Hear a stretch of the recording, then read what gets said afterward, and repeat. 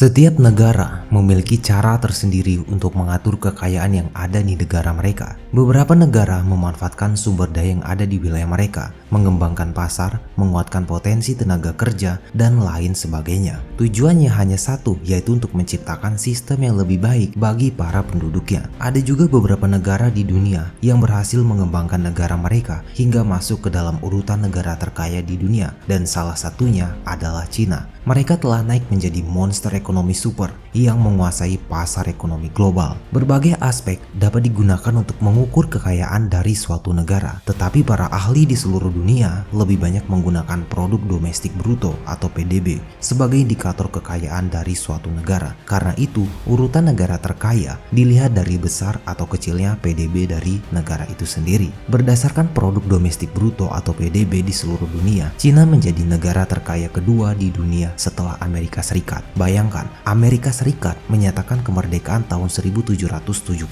Artinya, sejak saat ini mereka membangun negaranya sampai sekarang ini di tahun 2022 sudah lebih dari 246 tahun lamanya. Sedangkan Cina menutup diri dan memulai membuka diri tahun 1979.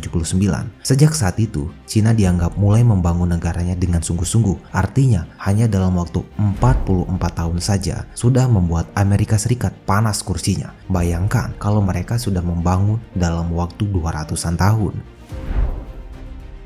Lalu, apa sebenarnya resep Cina? Cina atau yang juga dikenal sebagai Republik Rakyat Tiongkok menjadi negara terkaya di dunia pada urutan kedua. Negara ini bersaing ketat dengan Amerika Serikat dalam menguasai pasar ekonomi dunia. Perekonomian Republik Rakyat Tiongkok merupakan salah satu ekonomi yang berkembang paling pesat di dunia. Sejak akhir 1970-an, pemerintah Cina telah melakukan berbagai upaya untuk meningkatkan ekonominya, termasuk membuat perencanaan pusat yang agresif, memanfaatkan keunggulan tenaga kerja yang murah, mendevaluasi mata uang, dan juga mengembangkan sistem pabrik yang kuat untuk menyebarkan produknya ke seluruh dunia. Cina diperkirakan akan lebih banyak super city dalam beberapa tahun ke depan, dan diperkirakan akan ada sekitar 23 dari super city di Cina yang memiliki populasi lebih besar dari New York. Saking besarnya, meski jika hanya 5 super city digabungkan, maka akan mampu menampung 120 juta orang. Cina juga banyak berinvestasi dalam teknologi 5 generation atau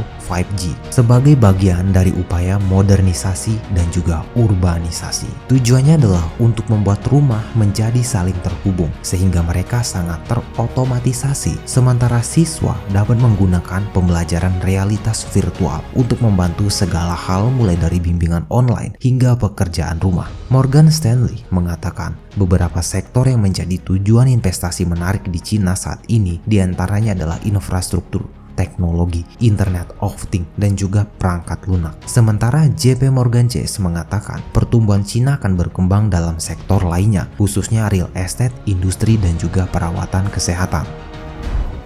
Bagaimana strategi Cina untuk menjadi penguasa perdagangan dunia? Salah satu strategi Cina untuk bisa bersaing dan menguasai perdagangan di pasar internasional adalah dengan menjaga nilai tukar yuan tetap lemah. Semakin lemah yuan, semakin murah harga ekspor. Pemerintah Cina melakukan berbagai intervensi untuk menjaga agar nilai tukar yuan tak kuat, tetapi juga tidak terlalu lemah. Sebab jika terlalu lemah, perekonomian dalam negeri Cina juga akan terpuruk. Cara pemerintah Cina menjaga yuan agar tetap lemah dengan mencetak yuan sebanyak-banyaknya, lalu membeli dolar. Dolar yang telah dibeli itu tidak disimpan di dalam peti mati, tetapi dipinjamkan ke Amerika Serikat dengan membeli surat utang bernama Treasury Security yang dikeluarkan pemerintah Amerika Serikat. Cina kerap berada di posisi teratas negara pembeli surat utang Amerika. Itu artinya utang terbesar Amerika Serikat adalah kepada Cina. Kebijakan moneter merupakan sebuah kebijakan yang kompleks. Kebijakan suatu negara akan berdampak pada negara lain,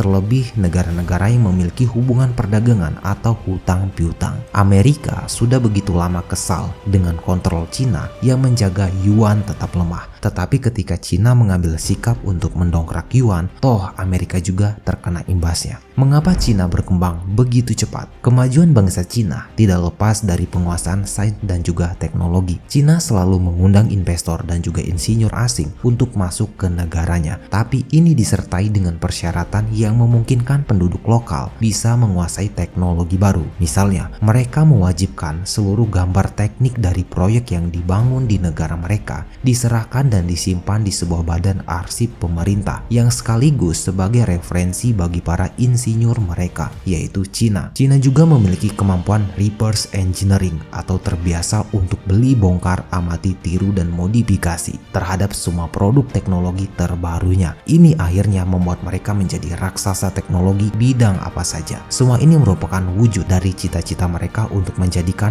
everything is made in China by 2025. Hampir tidak ada satupun teknologi terkini yang terlewatkan, mulai dari luar angkasa, manufaktur cerdas, inovasi peralatan canggih, transportasi darat, laut, maupun udara, telekomunikasi, dan atau sebut teknologi apa saja. Semua akan begitu mudah mereka kuasai.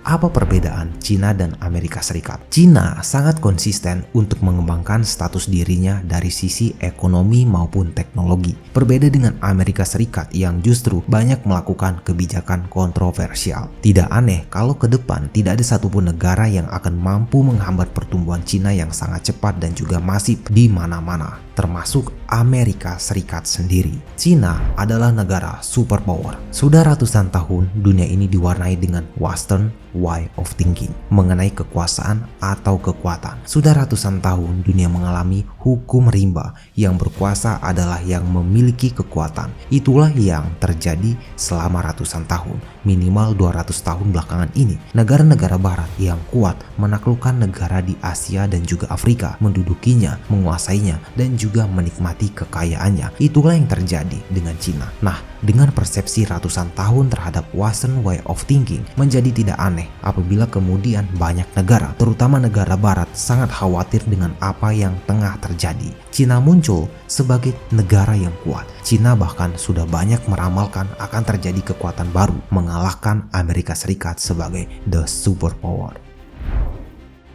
Sebenarnya ada beberapa faktor kenapa Cina menjadi negara terkaya kedua. Yang pertama, Cina melihat sejarah. Mengapa mereka dapat begitu cepat membangun? Karena mereka melihat sejarah. Dari ribuan tahun yang lalu, Cina dikuasai oleh banyak kerajaan dan terus-menerus berperang. Ketika menang perang atau kalah perang, agar bisa tetap bertahan, mereka harus secepatnya membangun negara agar jika ada peperangan, negara sudah kuat. Tidaklah heran, hanya dalam waktu 44 tahun mereka bisa membangun negara secepat itu.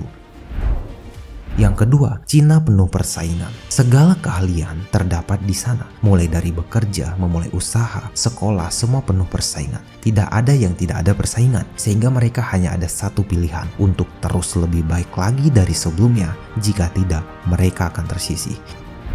Yang ketiga, kemampuan adaptasi yang sangat tinggi. Ketika tahun 2013 lalu, kalau ke Cina, hal yang tercanggih adalah membayar menggunakan kartu Airfit. Hanya dalam waktu 3 tahun saja, mereka sudah merubah cara pembayaran dengan e-payment secara masif hampir di seluruh negara. Dapat dibayangkan bahwa Cina bukanlah penemu cara pembayaran ini, tapi Amerika Serikat sekalipun tidak mampu melakukan adaptasi teknologi yang secepat ini. Kemampuan adaptasi bangsa Cina dapat terlihat dengan adanya Cina Town hampir di seluruh pelosok dunia. Artinya, mereka bisa pindah ke negara lain dan dapat hidup dengan keadaan negara tersebut. Tidak banyak bangsa dapat melakukan hal ini, tapi salah satu bangsa yang dapat melakukannya adalah India. Dengan kemampuan yang seperti ini, maka tidak mengherankan banyak bangsa yang tidak menyukainya. Kebudayaan adalah kekuatan yang tidak bisa dilawan karena merupakan kebiasaan masyarakat tersebut. Jika ingin merubahnya, artinya mengganti semua rakyatnya. Itu sungguh sesuatu yang sangat mustahil. Jika hanya dalam waktu